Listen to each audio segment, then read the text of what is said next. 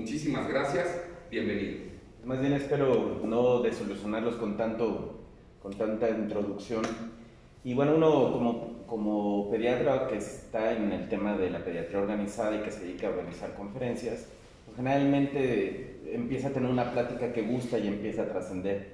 Esta plática ya la dimos, vamos a ver que es la segunda versión de la plática que dimos anteriormente. Y bueno, todo empezó con una reunión que tuvimos el presidente de la Asociación Michoacana de Urgencias y un servidor, presidente del Colegio de Pediatras de Michoacán, donde criticábamos la postura del señor presidente, que es nuestro presidente, nos gusta o no, y él decía que a los niños no les pasaba nada, que no había nada de qué temer. Y entonces surgió esta conferencia por esta razón. Así que, sin más preámbulo, vamos a dar el tema de COVID en pediatría. Quiero agradecer al doctor Rafael Maldonado y al doctor Josafat por haberme contactado para esta plática. No tengo ningún conflicto de interés, no tengo ningún contrato por el momento con ninguna empresa farmacéutica, y quiero comentarles que esto es lo que yo he leído, lo que he aprendido y lo que he vivido como médico con los pacientes, de tal forma que no representa necesariamente las posturas oficiales del Hospital General de Acámbaro, ni mucho menos los de los colegios que yo represento, ni la universidad que yo represento. No soy speaker, por lo tanto, de ninguna de las marcas de los medicamentos que se van a recomendar, por lo tanto no hay conflicto de interés. Como antecedentes hay que entender que el día 11 de febrero del 2020 fue declarado como pandemia esta situación del coronavirus, ¿no? Y bueno, se le denominó a la enfermedad como COVID-19, la infección por el virus de SARS-CoV número 2. Lo que sí hemos tenido es que más o menos en el 2016 todas las neumonías que hubo en el mundo ocasionaron cerca de 2.3 millones de muertes, y actualmente solamente el COVID lleva 1.4 millones de muertos a nivel mundial. Estamos esperando entonces que de 2.3 llegamos casi a 4 o 5 millones de muertes este año por el tema del COVID, y probablemente más entre enero y febrero, porque el COVID va a empezar a llegar, bueno, el SARS va a empezar a llegar a su época común y corriente, que es en diciembre, ¿no? Miren, en 1 de octubre había 7.200.000 casos confirmados en Estados Unidos. En México teníamos 730.000 casos confirmados, y lo que llamaba la atención es que en México teníamos mucho más defunciones, casi el 60% más de nuestra tasa de letalidad de los pacientes hospitalizados. Para el 29 de octubre en Estados Unidos ya habían llegado a 8 millones, o sea, la velocidad con la que empezó a crecer de octubre para acá ha sido muy importante. Y en noviembre nosotros tenemos 31.000 casos confirmados. Sabemos que hay un subregistro porque no todos los niños van a tomarse su muestra, y de esos solamente tenemos 341 defunciones. Ok, de 110.000 muertos que han tristemente fallecido en esta situación, solamente 350 hayan sido niños. Pues sí, realmente aparentemente a los niños no les va tan mal, ¿no? Sin embargo, y bueno, también hay que entender que el impacto que estamos teniendo a nivel nacional de esto es importantísimo. Cuando empezó la pandemia se burlaban: ¿qué va a ser una pandemia? Esto no va a pasar nada, tenemos más muertos por atropellamiento, por no sé cuántas cosas. Hoy en día ya es la causa número 1 de muerte en nuestro país. Ya rebasamos diabetes, ya rebasamos infartos, ya revisamos muertes violentas, ya revisamos muertes por accidentes. Entonces ya es innegable que estamos con un problema de salud grave, con una emergencia epidemiológica, y que tenemos que estar al pendiente. Pero ¿quién es el enemigo? Pues el enemigo es esto, el virus. El virus se llama SARS-CoV-2, pertenece al reino de ribovira, todo lo que viene ahí, y bueno, llegamos que es un beta coronavirus, ¿no? Si nosotros viéramos un poquito por ahí, el virus es muy pequeño. Vean el tamaño del virus comparado con el diámetro de un cabello, es extremadamente pequeño. Y bueno, este virus está compuesto por un gran genoma, es un virus muy grande. Tenemos que entender que comparado con la influenza, comparado con otros virus, es de los virus más grandes, y eso tiene la capacidad de tener muchísimo material genético, en este caso es ARN, ¿no? Podemos dividir este ARN en 10 marcos de lectura, que los llamamos ORF. Y bueno, de esos ORF, algunos son para el genoma viral tal cual, y otro para la síntesis de proteína que va a tener este virus. ¿Cuáles son esas proteínas? Básicamente, vamos a verlas a nivel global. Ya con el tiempo que ustedes vean la plática le van poniendo pausa porque están muy cargadas de texto las diapositivas. La primera es la más común, la glicoproteína superficie. Esta es muy importante para la unión del virus al neumocito, pero además también es ahorita una de las proteínas que se está utilizando para, en conjunción, hacer vacuna, y lo vamos a ver más adelante. Entonces, esta glicoproteína de superficie va a mediar la unión del virus a la célula. Posteriormente tenemos la proteína de envoltura que se denomina EN, y eso lo que va a hacer son vivoporinas, es decir, es la que va a abrir el hoyo para que ya una vez que se unió se pueda meter el virus a la célula. La proteína de membrana básicamente encapsida es la protección de este virus, es la que va a envolver a todo esto, pero también tiene cierto proceso de inhibición para evitar ser atacado por algunas moléculas como puede ser el factor de necrosis tumoral, ¿no? Y Y bueno, esta proteína de nucleocápside, que también es una proteína estructural, que es como el esqueleto por donde va a estar el ARN, donde se va a fijar el ARN para no andar dispersándose por todos lados en el momento en que está en su fase aérea o en su fase infecciosa, ¿no? La otra poliproteína que tenemos, que se llama ORF3A, es una poliproteína que también, aparte de las perforinas que habíamos visto, esta produce un cambio iónico en la membrana de la célula que infecta. Entonces, por un lado se puede introducir porque hace un boquete para meterse, pero por el otro lado está haciendo hoyitos para que haya un desequilibrio iónico entre el medio externo y el medio interno de la célula, y eso va a provocar un daño celular. Esta proteína tiene muchísimas cosas, ¿no? Entonces, tenemos, por ejemplo, que los vamos a denominar proteínas no estructurales, NSP1, y hasta la 16. De estas proteínas, las que vamos a poner en rojito son las más importantes. Por ejemplo, la NSP1 va a promover la degradación del ARN mensajero, y ahorita vamos a ver la importancia de eso. La NSP3 es una proteinasa que también ayuda a destruir ciertas proteínas. El NP6 genera autofagosomas, ahorita también lo vamos a ver todo esto. Y quizás lo más importante es NSP7, NSP8 y NP12, que son las necesarias para que el ARN mensajero, una vez que está dentro de la célula, se pueda replicar. Entonces, vamos a entender que, bueno, por alguna razón nosotros nos contagiamos. ¿Qué va a pasar con el virus adentro de nuestro cuerpo? Lo primero que hay que entender es la fisiopatogenia que va a tener esta molécula, este virus dentro de nosotros. Primero, hay un receptor que se llama ACE tipo 2. Ese receptor, cuando está activo, se encarga de degradar la angiotensina, y eso va a permitir que haya una vasodilatación constante en el pulmón, porque el pulmón debe de estar abierto, independientemente de cómo esté el resto del cuerpo, para recibir oxígeno. Imagínense, si en un momento de estrés yo, en vez de oxigenar bien, hago vasoconstricción, pues no le va a ir muy bien a mi cuerpo en ese periodo de estrés. Necesito mantener abierto el pulmón, y de eso se encargan los receptores AS2. Entonces, el virus lo que hace es anclarse a AS2, y no solamente se ancla ahí, sino que lo va a destruir, y eso va a hacer que empecemos a tener un problema circulatorio en el pulmón. Ese es lo primero que empieza a pasar. La otra cuestión es que una vez que está allá adentro, va a inhibir la producción de surfactante pulmonar y se va a empezar a endocitar en la célula. Una vez que la glicoproteína de superficie que hablábamos hace rato, específicamente el subtipo S1, o más bien la parte S1, mejor dicho, se ancla al receptor, este receptor va a promover o que se forme directamente un virus encapsulado, o el virus, como les decía, a través de una perforina, se mete completamente en el genoma. Y una vez que está dentro del genoma, ya sea a través del fagosoma o directamente, va a crear copias de su propio ARN. Lo primero que va a hacer es irse hacia el retículo endoplasmático y va a tomar la maquinaria de ahí. En el retículo endoplasmático le va a decir a los ribosomas: quítense, lo que necesitamos es que yo me replique.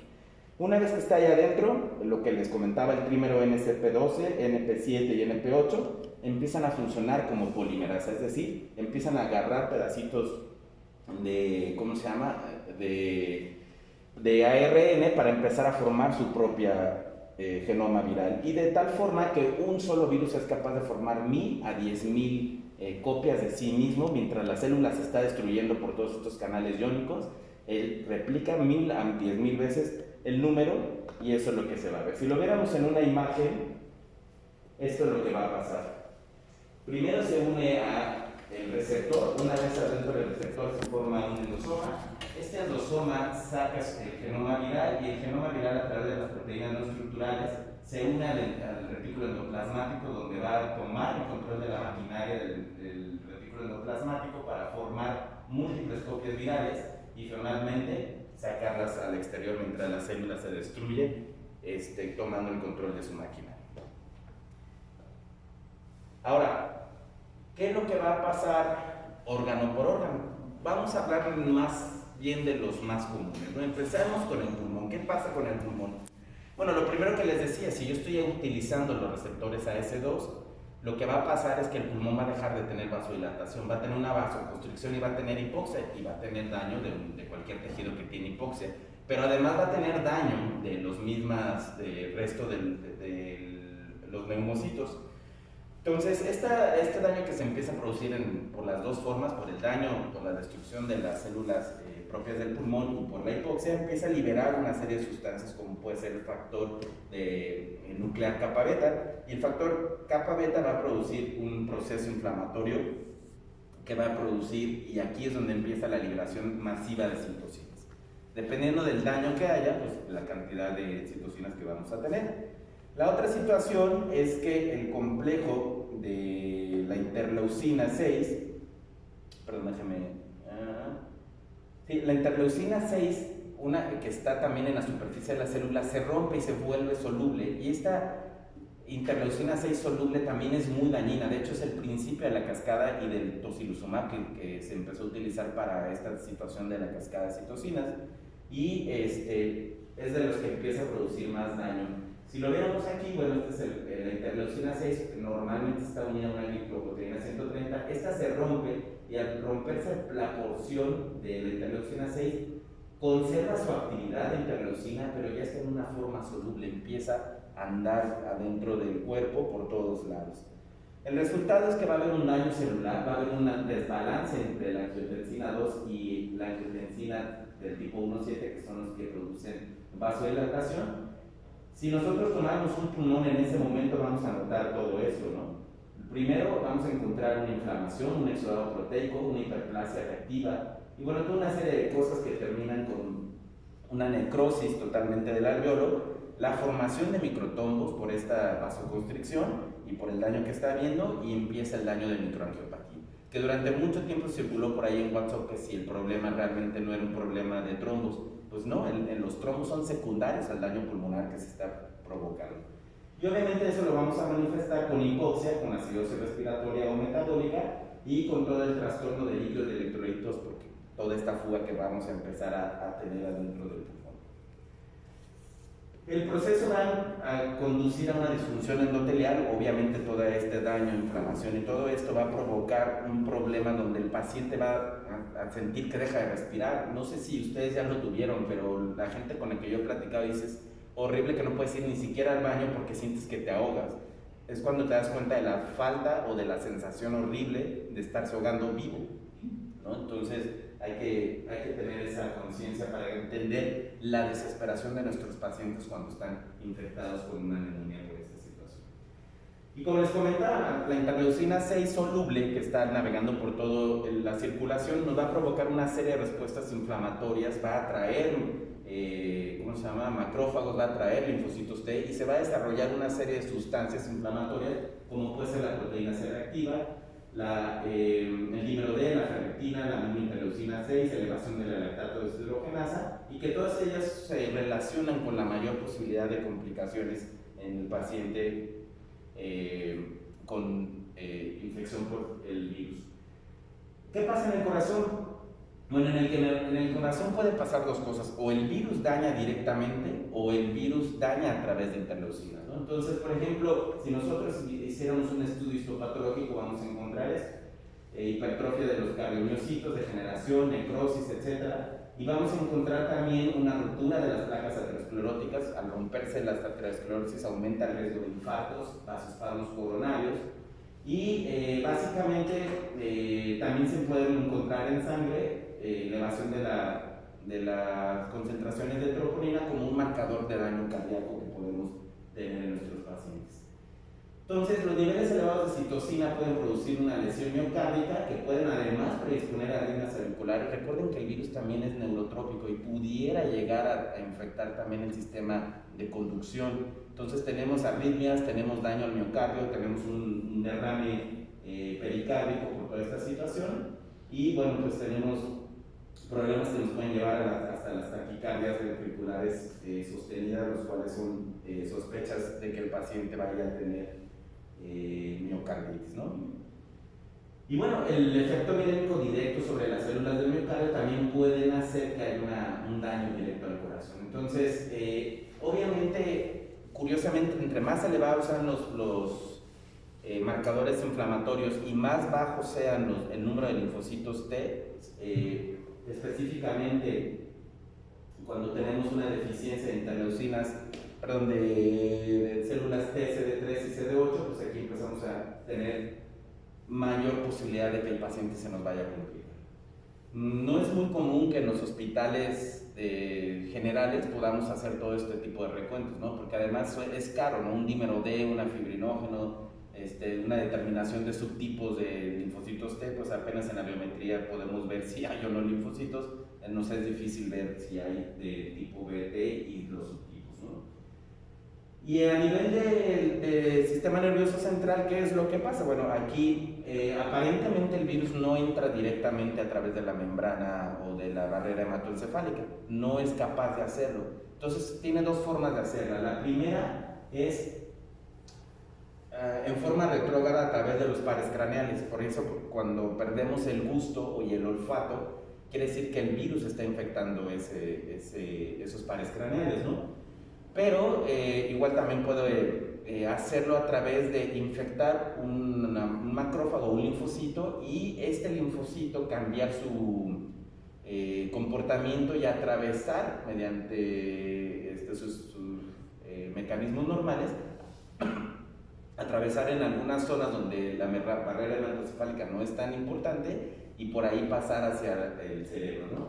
¿Cómo lo vamos a ver? Bueno, lo vamos a ver principalmente con dolores de cabeza, mareos, enfermedad cerebrovascular aguda, hemorragia cerebral, meningitis, encefalitis, encefalopatía, etc.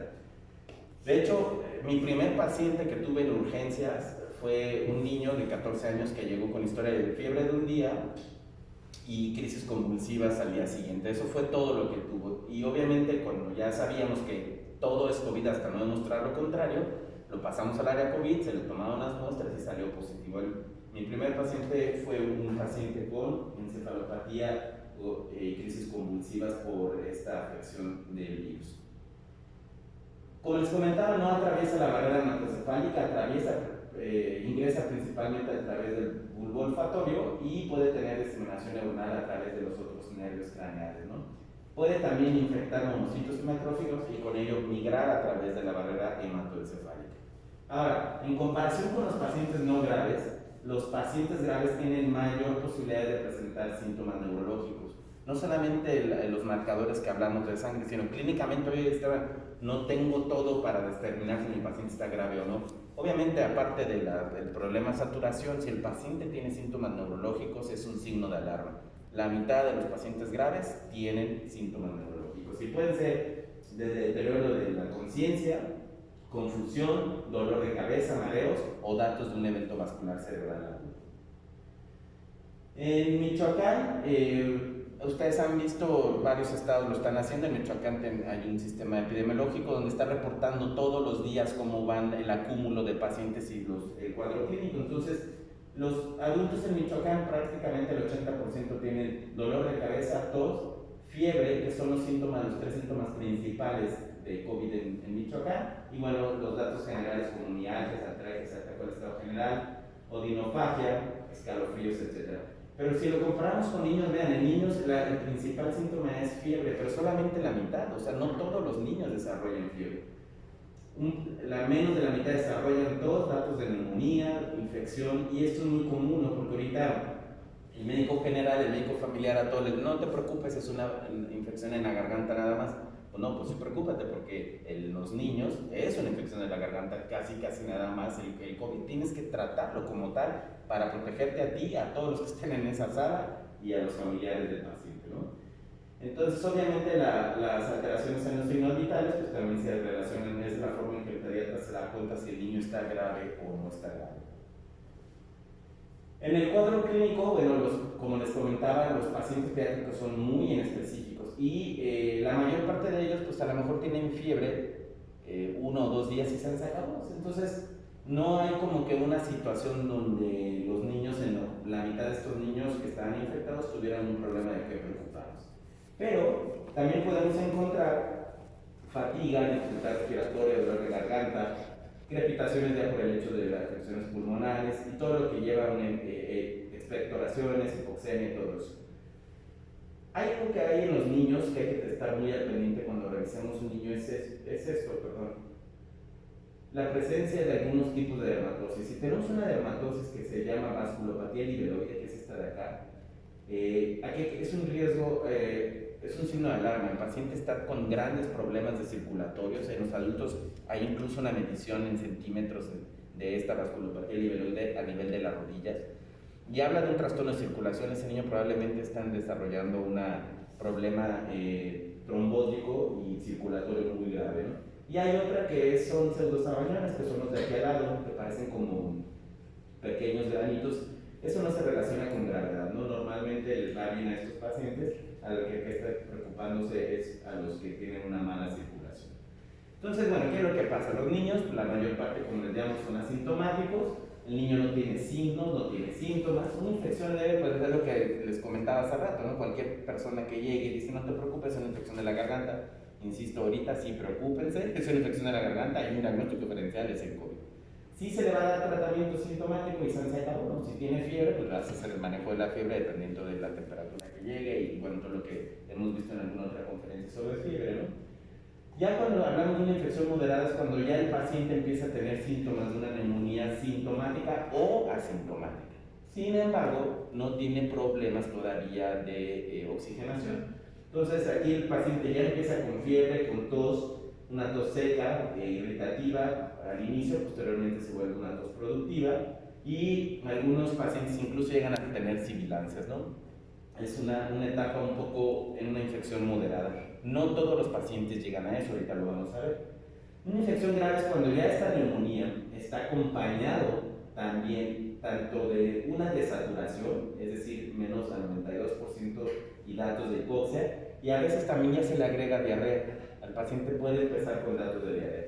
Y una infección crítica es cuando pueden llegar a presentar un síndrome de dificultad respiratoria o pueden desarrollar también lo que se llama el síndrome inflamatorio multisistémico pediátrico.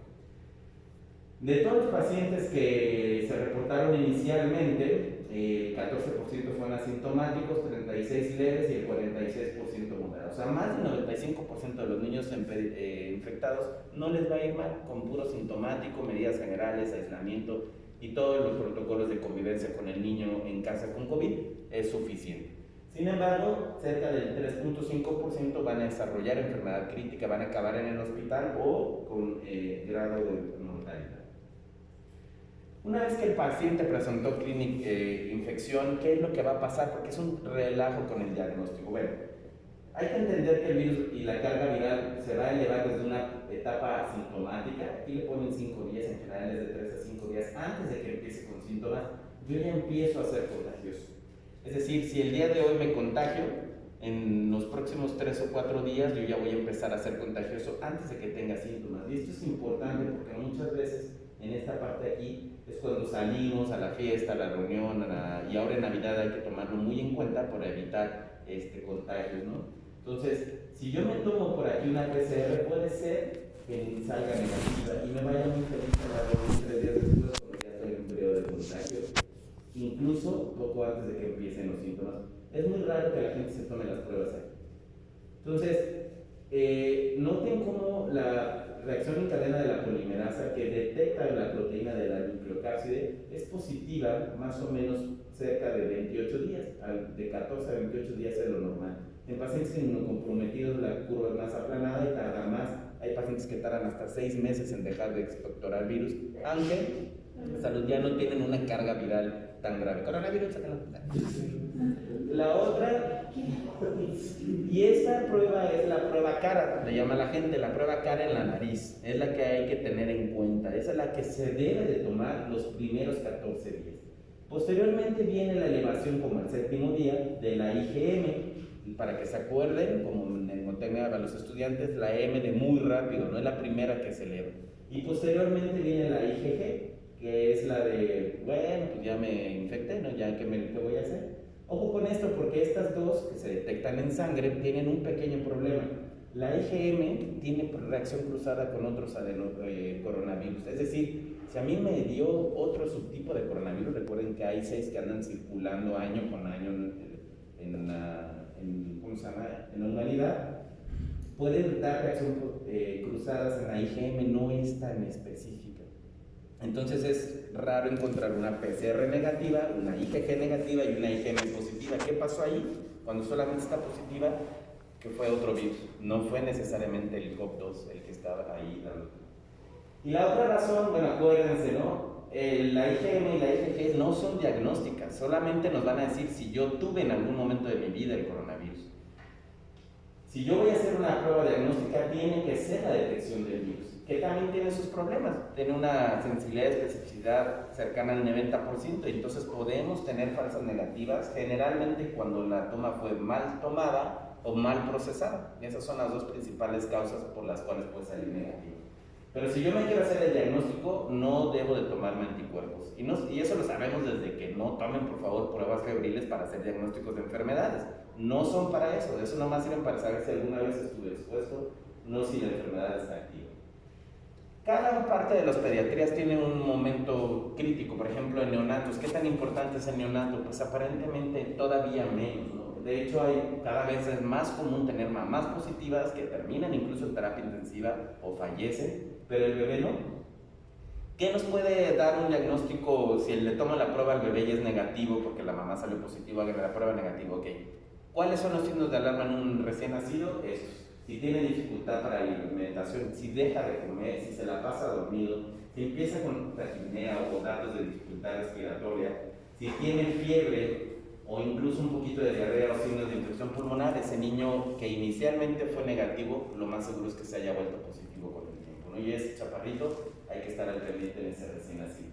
Ojo, la lactancia debe de continuar, incluso si la mamá es positiva, la lactancia debe de continuar. Obviamente hay que enseñarle a la mamá a lavarse las manos, desinfectarse, hacer una especie de tiendita de barrera, se pega al bebé y después de eso vuelve a repetir toda la forma de esterilización, y al bebé obviamente también hay que desinfectarlo, pero la lactancia debe de continuar.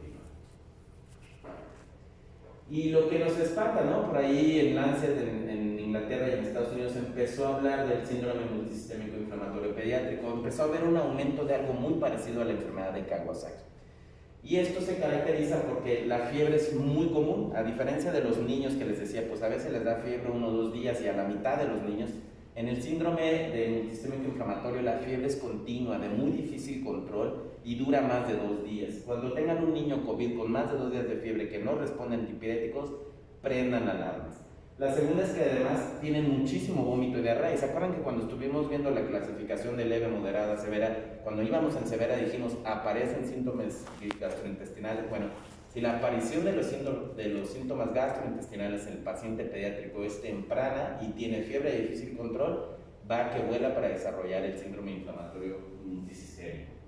También hay una presencia mayor de conjuntivitis, o lo que conocemos como ojo rojo.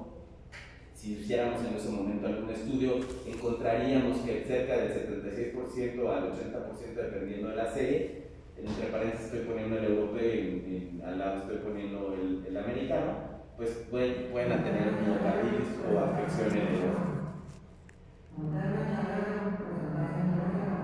Posteriormente también tenemos que el paciente puede tener enrojecimiento, cianosis, una erupción cutánea, de preferencia exantema polimorfo, diferente de nosotros los que veíamos hace rato. La linfopenia es mayor y empieza quizás a tener con datos de afección neurológica, como puede ser la confusión mental, la irritabilidad, se sienten cansados y ya empiezan con datos de dificultad respiratoria.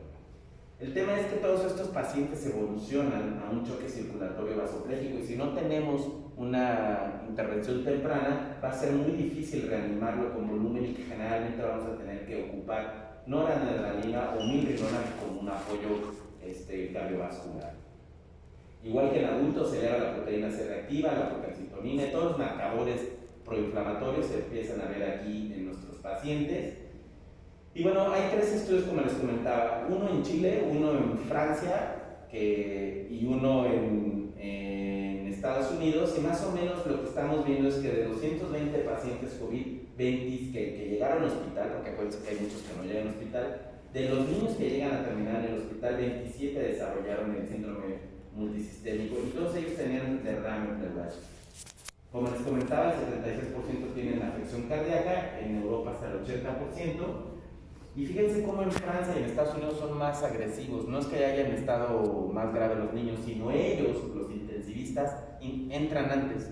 Por eso ellos tienen un 80 o 84%, el 80% de ingresos a la unidad de terapia intensiva, mientras que en Chile solamente el 60%. 20% es mucho la diferencia de por qué se ingresan. En Chile les va menos mal. No, lo que pasa es que en Europa son más agresivos para el manejo y reaccionan antes, ¿no? ¿Qué es lo que pasa? Pues si yo meto al niño antes a la terapia intensiva, disminuyo las posibilidades de que termine intubado.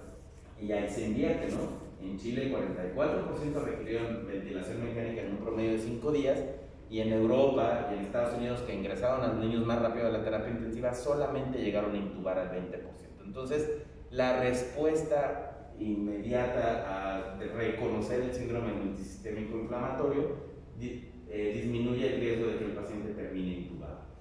Obviamente, ¿qué estudios le haría yo? Con una radiografía a nivel general o familiar o pediátrico sería suficiente para darme cuenta si el paciente está desde la escala leve hasta moderada. Con eso me puedo decir, oye, pues si tiene datos de neumonía, que está al pendiente. Y ya lo que es grave o severo o crítico, a esos pacientes ya hay que hacer tomografía para también ver el daño de afección, ¿no? Pero cualquiera de las dos se pueden utilizar, hasta en un 97% de relación clínica tiene la tomografía de tórax con el pulmón. Recuerden, la disminución de las células T del subtipo CD4 y CD8 y una elevación de la deshidrogenasa láctica es un predictor de que la cosa se va a poner muy fea. Y bueno, la mortalidad que tenemos, dependiendo igual que en adultos, si el niño tenía alguna otra enfermedad. Por ejemplo, hace poquito el doctor Rodolfo Jiménez hablaba que él es el jefe de infectología del Hospital Infantil de México. A ellos los denominaron Hospital COVID, pero su población no solamente es de niño normal grave, sino también ellos ven niños con leucemia, trasplantados de hígado, de corazón y muchas cosas, ¿no? Entonces ahí donde más problema tienen es con leucemias.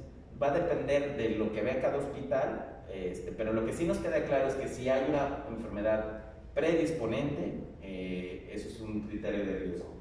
Y bueno, pues diabetes, enfermedades respiratorias crónicas, hipertensión, cáncer. En niños todavía no se habla de obesidad, aunque ya sabemos que el 30% de nuestros niños son obesos. Sin embargo, esto hay que recordarlo para los adultos. El adulto, por el hecho de tener cada 10 años, va aumentando un 1% su riesgo de acabar intubado, y por estar obeso, pues le aumentan un 1%, estoy diabético, otro 1%, estoy hipertenso, ya, por ejemplo, yo ya llevaría 7% de posibilidades de acabar intubado si me llegara a enfermar, ¿no? De gravedad. Ahora, vamos a continuar la segunda parte, vamos a entender, por ejemplo, de la gravedad de COVID como sociedad. Por ejemplo, en Estados Unidos hicieron una prueba donde hay 74 millones de niños de 0 a 17 años. En un escenario hipotético donde hubiera un 5% de niños enfermos, estamos hablando de 3.7 millones, tendrían que tener la capacidad en terapia intensiva, bueno, de hospitalizar 9.900 niños a nivel Estados Unidos y de tener 1.000 camas de terapia intensiva disponibles si llegara a pasar eso, lo cual no tienen, sobrepasa su capacidad y ellos van para eso, por eso les surge también el tema de la vacuna. Entonces, además los informes avisan que en general el niño, si bien el que se termina intubado dura más o menos 5 días intubado, la estancia hospitalaria puede ser de 10 a 20 días, ¿no?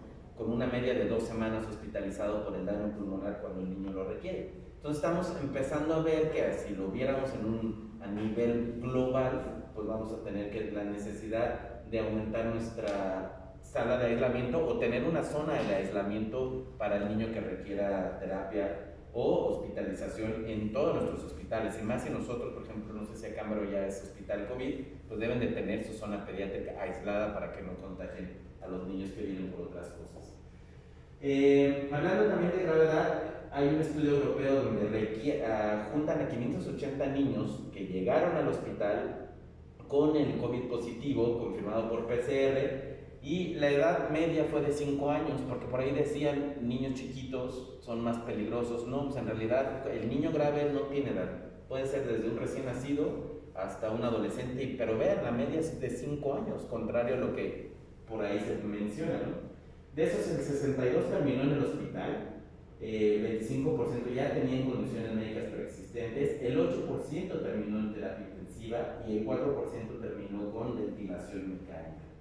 A todos ellos, como les comentaba, a 198 les realizaron radiografías y en varios de ellos, por lo menos la mitad, ya tenían datos de que había neumonía. Y solamente en 5 había datos de que pudiera haber un problema mayor pulmonar y fueron a los que se les hizo tomografía, ¿no? Y esta es otra situación.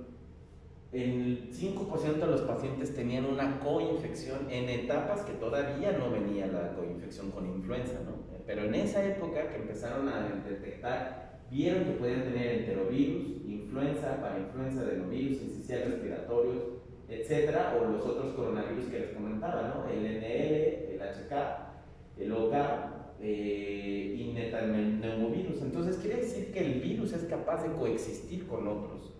Y aquí viene un tema, nosotros vamos a entrar a la etapa normal de los coronavirus comunes y corrientes, pero también vamos a entrar y vamos a empezar a ver, ya viene la época de rotavirus y de influenza.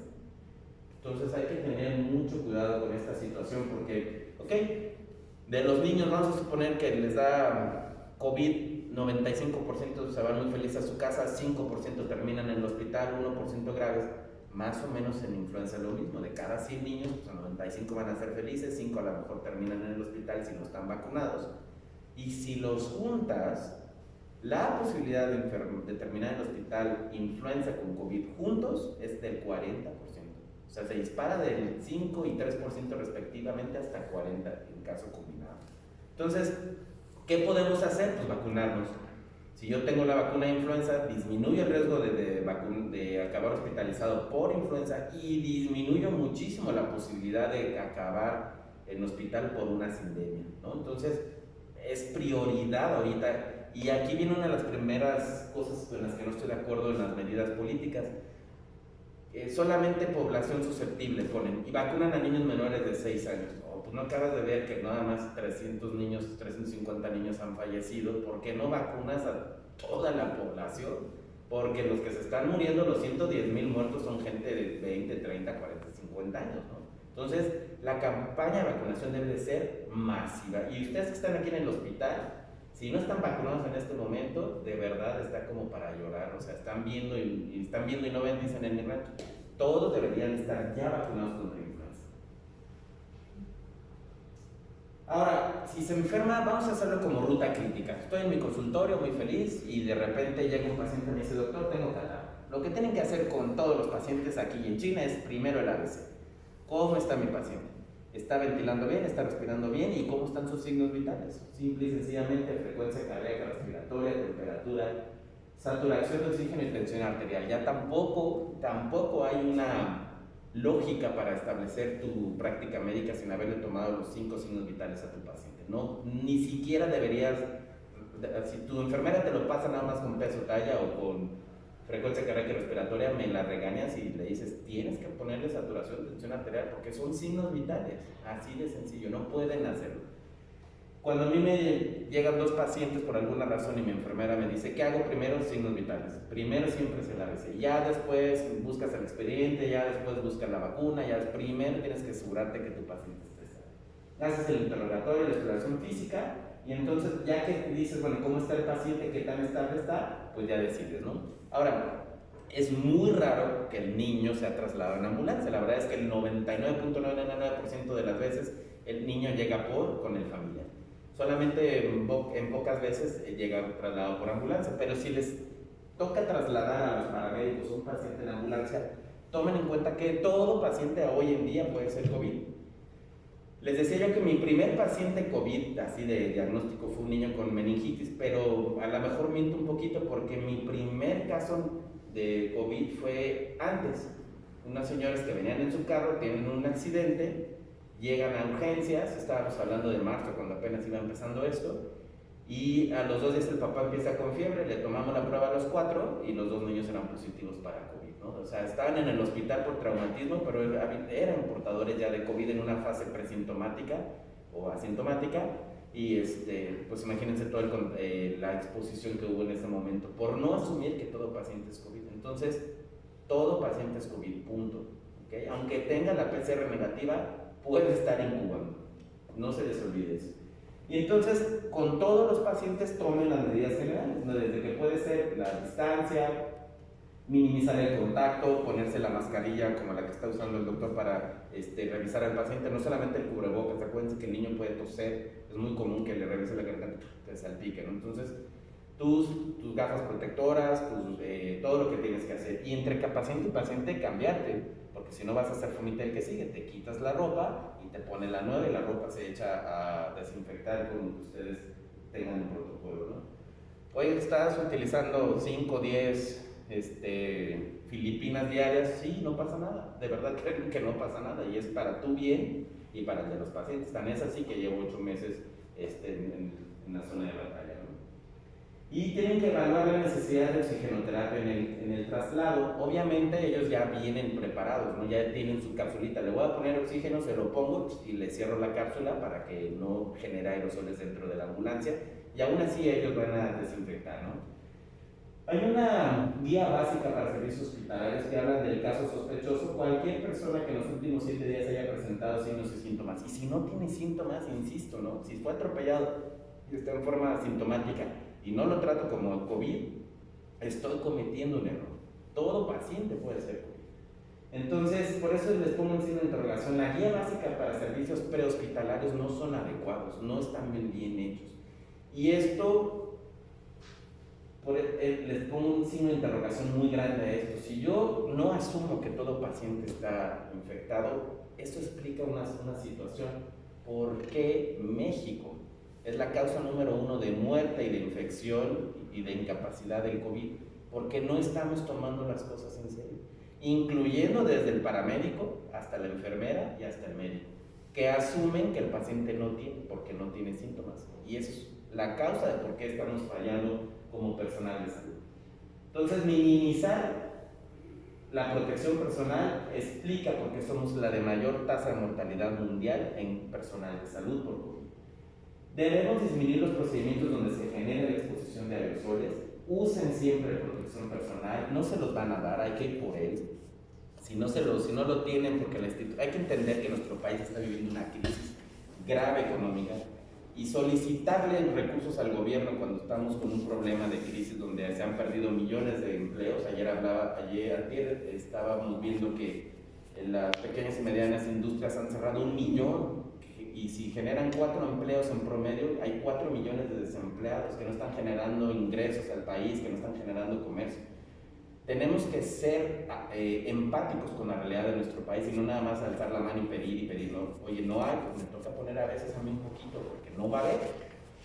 Pero si no lo pongo yo, me voy a contagiar y entonces voy a pasar de la mortalidad. Entonces, pónganse las pilas como sociedad, independientemente de que sí es muy criticable que hayamos llegado a un gobierno quebrado, tenemos que ser empáticos, es decir, bueno, tenemos que poner de nosotros, ¿no? Entonces, no hagan caso a políticos.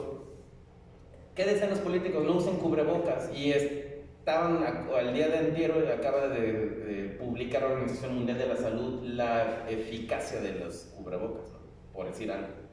Entonces, ¿por qué lo hacen? Pues a lo mejor para no tener que comprar y para que no me exijan, ¿no? Porque, oye, pues tienes que comprar el cubrebocas porque así dice la guía. No, es que no se usan, entonces no te voy a comprar nada. Yo creo que es un tema político. Y el tema político, y les digo, si le hacen caso a las guías prehospitalarias, se van a infectar desde paramédicos hasta enfermeras y todos los urgencias. Entonces, tengan mucho cuidado con eso. Háganle caso a la gente que sí sabe. Y también, aquí te tendría que agregar, no le hagan caso a políticos y por favor no le hagan caso al Facebook y al WhatsApp. De verdad es increíble que siendo personal médico, científico, basen su actuar científico en tonterías de redes sociales. La ciencia está publicada, no me la comenta mi comadre en un WhatsApp, por favor, eso nada más hasta por lógica, ¿no? Y bueno, la campaña que hicimos todos los colegios, por ejemplo yo como el colegio de pediatría junto con el de ginecocirugía y todo eso, hicimos una campaña donde nos poníamos, ¿no? Luego se pregunta quién es el pediatra, pero cómo utilizábamos todos la mascarilla para decirles, hagan conciencia todos, todo el tiempo, ¿ok? Y bueno, sabemos pues todo lo que es los microaerosoles, entre más pesada sea la gota, entre más moco haya, más lejos llega. Hay algunas se cae, por eso les pedimos a los pacientes que se desinfecten porque pueden llevar el virus en los zapatos y a lo mejor después al amarrarse o algo se pueden contaminar. Y el cubrebocas nos va a evitar la generación de aerosoles a corta distancia. Entonces, si mi paciente es un portador asintomático o leve, bueno, mis medidas generales, ¿no? Lo voy a dejar en su casa 14 días, hay que tratar de que el paciente tenga su propio baño, su cuarto propio, que todos los demás estén en otra habitación. Si va a comer, que coma en tiempos diferentes, por ejemplo, que coma primero toda la familia y luego vaya a comer él con su propia vajilla. Esa vajilla se lava aparte, se desinfecta aparte. A eso me refiero con alimentación escalonada, por tiempos. Dentro de la misma casa el paciente debe traer cubrebocas si necesita salir porque no tiene su cuarto, pero el baño está aparte. Y hay que desinfectar, ¿no? Se puso de moda de repente empresas que te decían, yo te desinfecto y te doy un registro de que ya lo hice, pero en el momento en que tú te salgas de desinfectar y entra un paciente con coronavirus, ya valió, ya se contaminó, entonces tienes que desinfectar después de cada utilización. En el consultorio, en mi consultorio, que es su consultorio, ahí lo hacemos, entra un paciente, están escalonados, entra un paciente y en cuanto sale, desinfectamos todo, silla, material, todo, para que después de cada paciente se desinfecte. No sé si esto lo estén haciendo ustedes en la consulta, pero debe ser después de cada paciente. Y en este caso, pues ellos deben de hacerlo en casa, ¿no? Y obviamente educar al paciente en signos de alarma y asegurarse que el paciente esté bien hidratado. Este es un tema, ¿no? Los bebedores de agua de alberca, les digo yo, porque es la gente que anda vendiendo dióxido de cloro en 30,000 pesos, por favor, dióxido de cloro por partes por millón, y te dicen que no hay estudios. Si hay estudios, hay más de 300 estudios en la literatura de PubMed donde demuestran que el dióxido de cloro o hipoclorito de sodio es tóxico para el ser humano si lo ingieres a grandes cantidades, punto. Entonces, ¿quieres tomar poquito? Pues vete aquí a las albercas que están aquí cerquita en Guandacareo y te échate un trago y te ahorraste 60,000 pesos. Pero bueno, el cloro sí funciona para superficies, mata el virus en superficies y adentro del cuerpo pues mata al paciente. Entonces, tengan cuidado con eso, ¿no?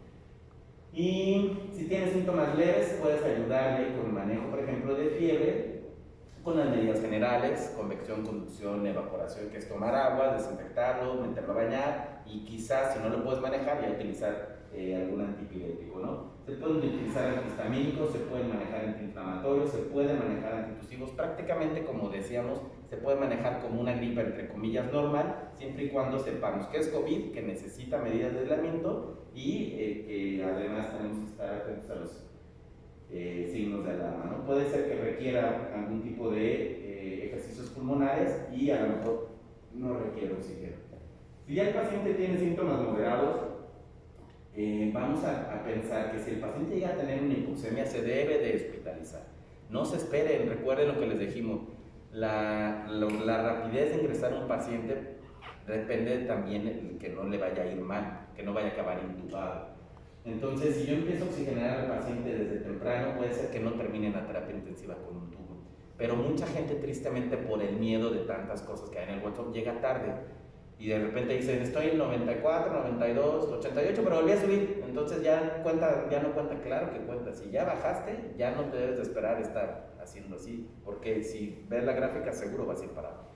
¿Ok? Entonces, si hay mal estado general, rechazo en la alimentación, esto es generalmente en los niños lactantes, episodios de apnea en los recién nacidos o en los lactantes menores, y obviamente si tenemos sospecha de síndrome inflamatorio sistémico, ese paciente se tiene que hospitalizar. El panel respiratorio ya no va a ser solamente COVID, sino tenemos que ver qué más hay, ¿no? Y esto normalmente se hace. El panel respiratorio, cuando lo llegamos a aplicar, cuesta casi 8,000 pesos, más 3,000 del de coronavirus. Estamos hablando que un paciente grave debería tener un panel que por sí mismo cuesta 12,000 pesos. Y esto es lo que tenemos que tener en los diagnósticos diferenciales. COVID, influenza sincicial respiratoria, adenovirus, citomegalovirus, parainfluenza, metapneumovirus, rinovirus y dengue. Por el aislamiento social, nosotros los pediatras hemos visto una caída de cerca del 60% de las consultas habituales de nuestra práctica médica comparada con los años anteriores, porque el niño está en su casa. Entonces, si no va a guardería, si no va a la escuela, pues no va a haber transmisión de los virus normales, hay muy poquito. Pero nos recordemos que, por ejemplo, el sincicial respiratorio nos da una tos perruna que tiene sibilancias, muy parecido a lo que hace el metapneumovirus, que también da sibilancias y congestión nasal. La influenza nos da prácticamente todos los síntomas respiratorios. Y pues aquí es difícil realmente decir cuál es un punto donde pudieras decir qué tipo de virus es. Entonces, por eso al paciente grave hay que tomarle las pruebas, porque además si tiene COVID-influenza, como se llama, o sindemia, podemos utilizar un antiviral contra influenza que nos puede ayudar a disminuir el grado de afección. Y bueno, el suministro de oxígeno tiene como objetivo prevenir la hipoxemia, es decir, una presión arterial de oxígeno menor a 60 milímetros de mercurio, y prevenir obviamente los síntomas que va a tener esta hipoxemia, ¿no? Como es un incremento en el trabajo cardiorrespiratorio, una depresión del sistema nervioso central, acidosis metabólica, etc. Hay que estar familiarizados. Recuerden que no porque yo le suba al oxígeno a todo, a más de 5, 10, 20 litros, significa que realmente eso le va a llegar al paciente, ¿no? Entonces, la mezcla de los oxígenos, la cantidad que tenemos, va a depender del tipo de aparato que estamos utilizando. Y bueno, más o menos para entender, porque hablamos de este punto de corte del 90-92%, porque el 90% corresponde al PaO2, y si el objetivo es mantenerlo arriba de esto, pues necesitamos ponerle al paciente ya oxígeno terapia. Fíjense cómo las puntas nasales, la mascarilla y la tienda facial van a tener un flujo que no va a pasar del 30-40%, independientemente si yo le subo al oxígeno. Entonces, si yo le pongo más oxígeno, lo único que estoy haciendo es gastarlo realmente. Para eso debe de utilizarse de 3 a 6 litros las puntas nasales. Ya no pude, súbele al siguiente escalón, ¿no? Y el siguiente escalón puede ser desde una mascarilla tienda facial, en los niños bebitos chiquitos puede ser el casco cefálico que nos da mayor oxigenación, pero recuerden, de 5 a 8 o de 3 a 6. Menos de eso no va a funcionar, vamos a tener el problema de que el paciente pudiera tener retención de dióxido de carbono, y más de eso no va a promover mayor concentración de oxígeno en el aire, que va desde 40 hasta 60%. Entonces, si ya las puntas nasales y la mascarilla no es suficiente, pues a lo mejor ya empezamos a cambiar a CPAP o quizás a intubar al paciente, ¿no? Recuerden que el oxígeno, como todo en exceso, también es dañino, ¿no? El efecto Haldane, si yo tengo exceso de oxígeno, vamos a separar el dióxido de carbono de los eritrocitos, y entonces vamos a tener una hipercapnia crónica con el paciente con exceso de oxígeno. Aguas con eso. Y también podemos hacer, recuerden que el oxígeno es normalmente el 21% del aire que respiramos es oxígeno, el otro 78% es nitrógeno. Si yo lo empiezo a quitar, el nitrógeno funciona como, ¿cómo se llama? Aquí está la palabra, como férula. Y entonces, si yo quito ese porcentaje de nitrógeno y le pongo oxígeno, el oxígeno no tiene esa fortaleza y va a empezar a tener atelectasias, independientemente que tenga o no tenga daño pulmonar, o independientemente de que tenga o no tenga surfactante. El exceso de oxígeno provoca atelectasias por desplazamiento del nitrógeno. ¿Okay? Y hay que tener cuidado, y obviamente a educar al familiar, no nada más hay que mandarlo a casa, sino decir, oye, ten cuidado porque si te prenden un cigarro al lado, está nervioso o algo, tú vas a tener un flamazo, ¿no? Hay que tener cuidado con los oxígenos. Y también hay que entender que ya al utilizar oxigenación en puntas nasales, mascarillas, cascos, va a generar aerosoles, y entonces la capacidad de que el paciente empiece a contagiar en un radio es mayor, para que tengan también cuidado con eso. Las enfermeras no subestimen, igual como a los familiares hay que educarlos a no subestimar los signos, las enfermeras deben estar muy al pendiente de no subestimar los signos, y reconocer los signos y síntomas de mal pronóstico favorece que actuemos en forma más precoz los médicos y también el personal de enfermería, ¿no? Entonces, cuando el paciente tenga cambios en nivel de conciencia, progresión de la dificultad respiratoria, aparición de ortopnea o disnea paroxística, cuando ya empieza a hablar entrecortado, cuando el paciente empieza a tener respiración abdominal, cuando tiene dolor torácico, ese paciente te está diciendo me estoy poniendo mal y no necesita decírtelo tal cual. Ustedes reconozcan y avisen al médico tratante para que juntos puedan hacer lo mejor por ese paciente. Y ya si el paciente tiene síntomas graves, ya no solamente es las pruebas virales, sino hay que tomarle ya de sangre, biometría hemática, coagulación, funcionamiento renal, todas las pruebas de fase aguda que sean posibles y que tengan disponibles, dimenodec, proteína selectiva, DHL, velocidad de cimentación globular. El panel viral aquí sí debería ser ya obligatorio, sí o sí, completo. Se deben de tomar cultivos, ecocardiograma y gasometría para ver, y una tomografía pulmonar para ver cómo está este paciente en general. Si el paciente tiene síntomas críticos, hay que pasarlo a urgencias hasta ahorita. O sea, si llega a mi consultorio y viene muy mal, lo paso a urgencias inmediatamente, ¿no? Y ahí se estabiliza, ya de ahí se decidirá si se hospitaliza o si se queda en terapia intensiva. Pero aquí ya es el manejo conjunto, debe de ser junto con la terapia intensiva, junto con la infectología, neumología y terapia respiratoria, los inhaloterapeutas. Puede ser que en algunos hospitales no haya todos estos recursos, pero sí me queda claro que en estos hospitales que se designaron como COVID sin tener todos estos recursos, hay personal médico que tiene ya experiencia y capacidad por los años previos que ha estado atendiendo de poder sacar adelante a estos pacientes si es necesario. A lo mejor puede ser, no sé, voy a hablar, ¿no? Que no tengan un subespecialista en infectología, pero si tienes un médico internista que tiene años tratando el tema de infectología y tiene la capacidad para sacarlo adelante, ¿no? Fíjense cómo el 8% de los niños hospitalizados terminan contra el 59 al 89% con el síndrome multisistémico inflamatorio pediátrico, por eso hay que estar al pendiente. ¿Y qué criterios están utilizando ahorita para ingresar a los pacientes a la terapia intensiva? Bueno, pues si tienen dificultad respiratoria mantenida, si tienen la saturación mantenida menor al 92%, si tienen acidosis respiratoria que no responde al manejo de volumen de oxígeno, en niños chiquitos si está presentando apneas, o si tiene datos de lo que se llama choque séptico, ese también va para adentro, ¿no? Puede ser inicialmente CPAP nasal, aunque hay que estar al pendiente también de los criterios de intubación temprana que están manejando ahorita. Y en el caso del síndrome inflamatorio multisistémico pediátrico, sí se está utilizando inmunoglobulina, aspirina, corticosteroides y metilprednisolona para el tratamiento y ha tenido una buena respuesta de los niños a él.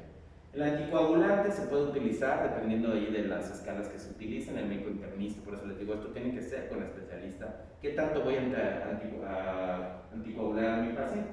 Bueno, lo que más se está utilizando es enoxaparina, deltaparina, heparina, y aquí deben de utilizarlo con el internista o con el hematólogo o con el terapista, que son los que están manejando y están adquiriendo mucha experiencia en este sentido.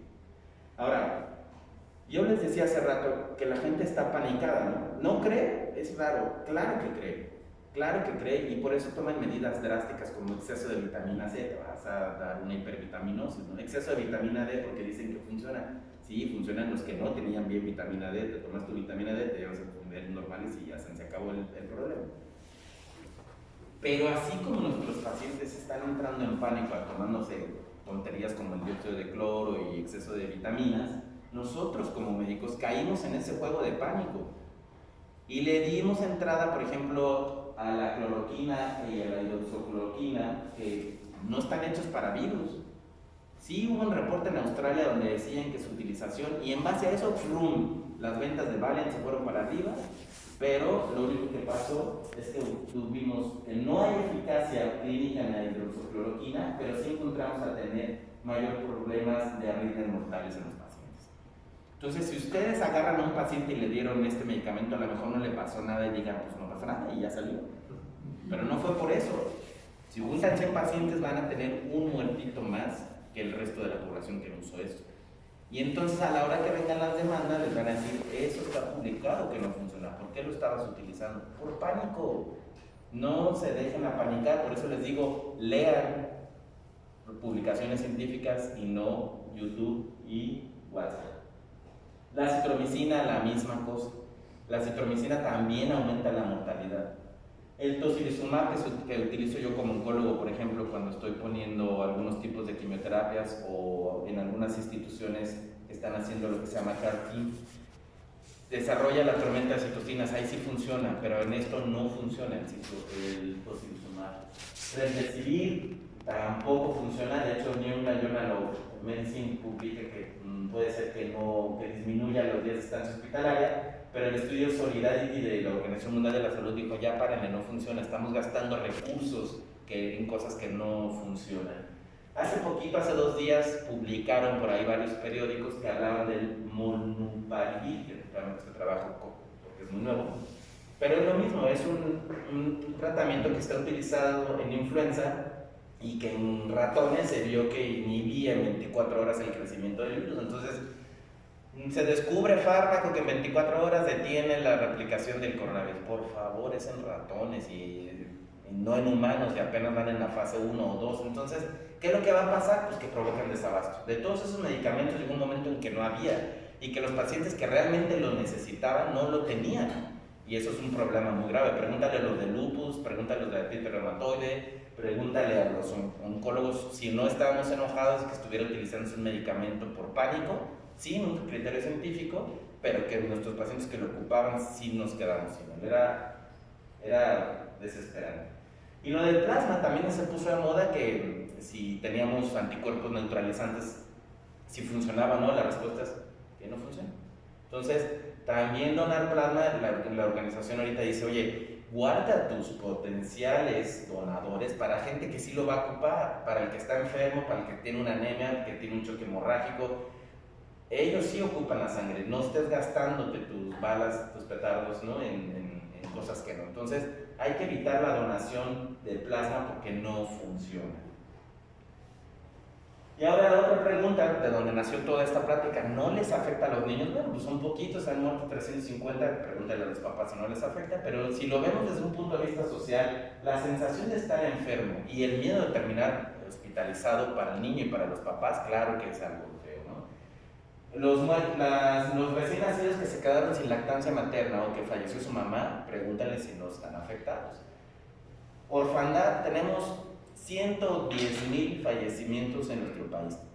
Por lo tanto, si fuéramos estrictos y todos ellos fueron papás, tenemos 110,000 huérfanos hoy en día, ¿no? A mí se me muere mi papá, claro que me va a sentir muy mal mucho tiempo, y más si es un niño. Imagínense, si no les afecta, ¿no? La violencia intrafamiliar, el hecho de que hayan estado tanto tiempo en casa, aumentó los casos de violencia, de divorcios, de problemas, porque pues estábamos acostumbrados a un ritmo donde nada más convivíamos 1 o 2 veces con las personas y ahora tenemos que estar 24 horas con ellos. Y pues a los niños les pegan más, se desesperan más los papás, etc., ¿no? La ausencia escolar, pues obviamente es un gran problema porque una tercera parte de la población en el país no está teniendo acceso a la educación en línea. Les mandan trabajitos en línea y pues que trabajitos en su casa los que pueden, porque hay otros que ni escuela están teniendo. Y obviamente esto aumentó una brecha educativa por la brecha digital entre ricos y pobres. Pero no crean que todo está tan bien, porque van a decir, bueno, él sí tiene su computadora y su teléfono y está tomando clases en línea, pero resulta que están siendo ciberacosados, ¿no? Tienen grooming.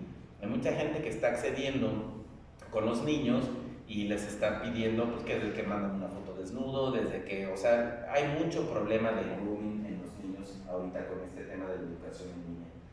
La pobreza, lo que hablábamos hace rato, ¿no? La pérdida del poder adquisitivo como nación, de la caída del Producto Interno Bruto, la recesión económica, pues está haciendo que los papás tengan menos dinero y que obviamente empiecen a comprar medicamentos más baratos y no necesariamente de mejor calidad. Entonces vamos a tener un impacto el próximo año en niños con mayor desnutrición. El otro tema que tenemos es que con la pérdida de las vías de distribución de muchos medicamentos, pues ahorita lo vemos, ¿no? O sea, no solamente nos falta quimioterapias, que es un escándalo nacional, sino que además no tenemos vacunas. ¿Dónde está la BCG? No hay. ¿Dónde está el hexavalente? Está a punto de desaparecer. Donde hay muchas vacunas que no hay. Y también muchos medicamentos, porque a lo mejor, por ejemplo, el día de ayer yo le mando a un paciente, tómate esta medicina, doctor, no lo encuentro, ni en genérico. Entonces es un problema también la dificultad para acceso a vacunas, a medicamentos. Y si nuestros maestros se daban cuenta de que ese niño, pues, como que le salió una bola acá, aquel niño está como que pálido, aquel niño como que ya no está estudiando bien, o era derecho y ahora es zurdo, vayan al pediatra, pues estamos perdiendo la consulta de niños que están llegando en etapas avanzadas. Los últimos 3 niños con cáncer que a mí llegaron a mi consulta para hacer diagnóstico llegaron en etapa 4. Nunca lo había visto a nivel particular, nunca. Entonces estamos retrasando el diagnóstico porque el familiar no se da cuenta que su niño está enfermo. Y estamos perdiendo esa detección oportuna de enfermedades. Y vamos a cosechar también gran cantidad de cáncer de tejidos blandos en hueso, en músculo, por el exceso masivo de tomografías. Sabíamos del incremento del cáncer del sistema nervioso central por el uso innecesario de tomografías a nivel mundial. De 1 a 6% del cáncer pediátrico en el sistema nervioso central es relacionado al uso de tomografías. Ahora imagínense lo que se va a venir con este exceso de uso de tomografías. Porque además no es una, sino son 2, 3 o hasta 4. Entonces prepárense para una cascada de sarcomas en los próximos 5 o 10 años. Y si se utilizan esteroides, pues puedes provocarle necrosis avascular a los pacientes, ¿no? Obviamente también tenemos el problema de los riesgos de automedicación. Desde del papá que mi niño está poniendo mal y antes de llevarlo al pediatra le empieza a dar más y más y más y más cloro hasta que lo termina matando, ¿no? Y lo que les comentaba yo, hay una cierta tendencia a consultas en línea. Esto por favor no debe de ser. Si a mí me dicen, doctor, mi niño tiene tos, ¿qué le doy? Pues dele para que se vaya, dele para el Uber o para el taxi que se vaya ahí al consultorio, porque si usted me dice si tiene sinusitis, faringitis, bronquitis, un cuerpo extraño porque se metió un frijol, una neumonía porque tiene COVID, entonces sí le puedo dar algo para la tos. Pero si no tiene la capacidad, por favor, no quiten la clínica. Es un grave error. Un grave error que les puede ocasionar demandas muy interesantes o muy importantes. Obviamente hay que tener empatía por los niños con necesidades especiales. No todos los niños tienen acceso a lavarse las manos, no todos los niños tienen una casa donde pueden estar en su propio cuarto, en su propio baño. Son casas a veces donde viven todos en el mismo cuarto. Hay gente, por ejemplo, adultos mayores que no tienen la capacidad de desplazarse a un hospital. Hay que identificarlos como sociedad, dónde están nuestros grupos vulnerables. Incluso aquellos niños que están en silla de ruedas, que tienen parálisis cerebral, que tienen algún tipo de atrofia, distrofia muscular, hay que estar muy al pendiente para tener esa capacidad. Hay que estar pendientes del retorno a clase. Probablemente el retorno vaya a ser paulatino, híbrido, conforme el paciente vaya teniendo la vacuna, puede ser. Manejo de la secuela. Nuestros pacientes, casi el 50% de los que terminaron hospitalizados van a tener consecuencias a mediano y largo plazo, que puede ser desde el síndrome de ansiedad. El que le haya dado COVID sabe que se queda así como que con una sensación de que se despiertan con miedo, que todo parece que se van a morir. El problema ventilatorio, lo que les comentaba hace rato, ¿no? La sindemia, la aparición de 2 virus, tenemos que evitarlo, hay que vacunar a todos contra influenza, ¿no? El grupo vulnerable se llama en este momento humanidad. Todos deben de vacunarse. Y estar al pendiente del desarrollo de las 3 vacunas que vienen. Vienen 3 vacunas. La primera es la de la unión entre americanos y alemanes, de Pfizer y BioNTech. Ellos están haciendo con el ARN del tipo mensajero, con ese están haciendo la vacuna. Nada más que el problema es que necesita una refrigeración debajo de 75 grados centígrados y solamente con nitrógeno líquido. Pues nadie tiene en su consultorio un bote de nitrógeno líquido, ¿no? De hecho, las que van a ser probablemente esta es la que viene. Esta se va a vacunar en diciembre y en enero y a todos ustedes los van a vacunar por el hecho de trabajar en el hospital. Es casi obligatorio. Tiene una eficacia del 90-95% de que no te vayas a morir. Recuerden, el 90% de los pacientes no les va a ir mal. 5 a 10% va a acabar en el hospital. De esos, dependiendo del porcentaje que les hablaba, es la probabilidad de fallecer. Bueno, si yo me vacuno, ese 7% que les decía que tenía yo acumulado por mis 40 años, por obeso, que no está feo, si yo acumulaba 7%, me vacuno, voy a disminuir 90% de posibilidades de ese 7%. Entonces, quien diga que no, está en un grave error. Hay que vacunarse.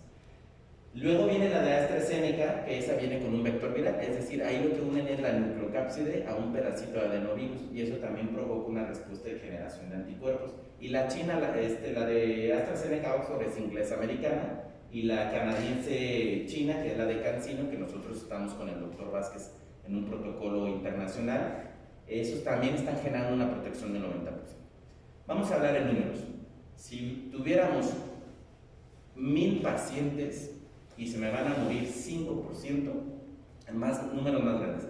Si tuviera 100,000 pacientes y se me van a morir probablemente 500, si vacuno a esos 100,000 pacientes, se me va a morir menos de uno o más. Entonces, salvarle la vida a 490 por las vacunas que vienen, hay que vacunarse, punto. Como todas las vacunas. Ahora, pueden decir que históricamente hemos tenido vacunas como la que más rápido se desarrolló fue la MMR, la triple viral, en 5 años, que todas las demás tienen un proceso de 10 a 12 años, sí, pero hace 10, 20, 30, 40 años, cuando había las otras vacunas, no teníamos la tecnología de ahora, ni la gran capacidad de mucha gente en estudios clínicos. Ahorita hay más de 10 millones de personas en más de 28 tipos diferentes de vacunas. Eso es una investigación sin precedentes. Las especialidades de Estados Unidos, nunca había habido una unión de especialidades, desde ginecólogos con neonatólogos, con pediatras, con internistas, con infectólogos. Nunca había habido una transfronterización de una enfermedad, donde ahorita, por ejemplo, nosotros en el colegio tenemos relación con gente en Italia, en Alemania, en España, en Estados Unidos. Y claro que estoy al pendiente de todo lo que está pasando. Con la CDC tengo de la doctora Bárbara Pau, que ella está en el CDC. Entonces, de verdad, créanme que no me van a venir a enseñar si funcionan o no funcionan las vacunas. Claro que funcionan. ¿Están en una etapa acelerada? Sí. Y estar en contra de las vacunas es estar a favor de la muerte de nuestro paciente. Porque la mejor medicina es, hoy por hoy, la preventiva. Punto. Así de sencillo. Porque además no hay tratamiento. No hay. Ya les dije, todo lo que se está usando en forma de pánico de los médicos no cura. Entonces, si tienes algo que te puede prevenir, vacuna. Ahora, ya me dio COVID, estoy fuera de peligro. Fíjense cómo hay varios subtipos. Acá lo tenemos. Esta es la clasificación mexicana que ya hizo el INDRE de los subtipos que tenemos virales circulando en nuestro país. Estos colores, que son estos subtipos, cómo están distribuidos en el país. Y eso explica, por ejemplo, por qué al principio algunas zonas tenían mucha mortalidad y luego de repente ya no. En Europa, por ejemplo, su mortalidad vino en Italia, pasó su ola y mutó en España y viene la segunda ola, es de origen español, no italiano. Entonces, si ya me dio, me puede volver a dar, por lo tanto, no debo de dejar de curarme, porque a lo mejor en la primera fui asintomático, pero a lo mejor en la recaída ya no. Entonces, eso es una situación, hay que estar al pendiente. Y bueno, esto lo sabemos, tuvimos una primera ola, hubo un descenso, y ahora viene una segunda ola que ya va a quedar para acá, ¿no?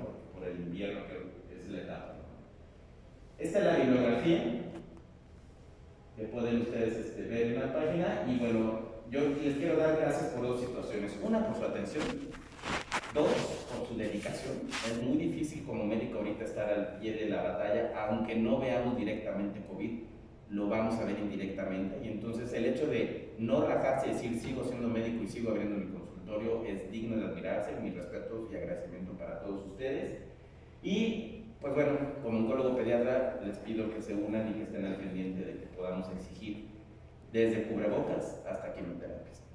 Si nos toca poner, porque nuestro país está en quiebra, hagámoslo, pero en el momento en que tengamos que hacerlo para que los que están dirigiendo la economía del país tengan una mejor percepción de cómo gastarse el dinero y no cómo hacer otras cosas, también exíjanlo. Puede ser a través de su voto, puede ser a través de su conducta, puede ser a través de sus pláticas. El hecho es que México requiere de que tengamos una conciencia de nuestras necesidades reales, el gran problema de salud derivado del coronavirus, el gran problema de desempleo que se está viendo y el gran problema que también tenemos con el desabasto, no solamente de quimioterapias, de vacunas, de medicamentos, de insumos, de personal, etcétera, ¿no? Entonces, el COVID yo creo que fue una de las cosas que más nos hizo darnos cuenta de lo mal que estamos manejados desde hace años políticamente, ¿okay? Entonces, nada más, que eso es todo y espero que les haya podido ayudar la plática más o menos a aterrizar tantos conceptos que andan por ahí.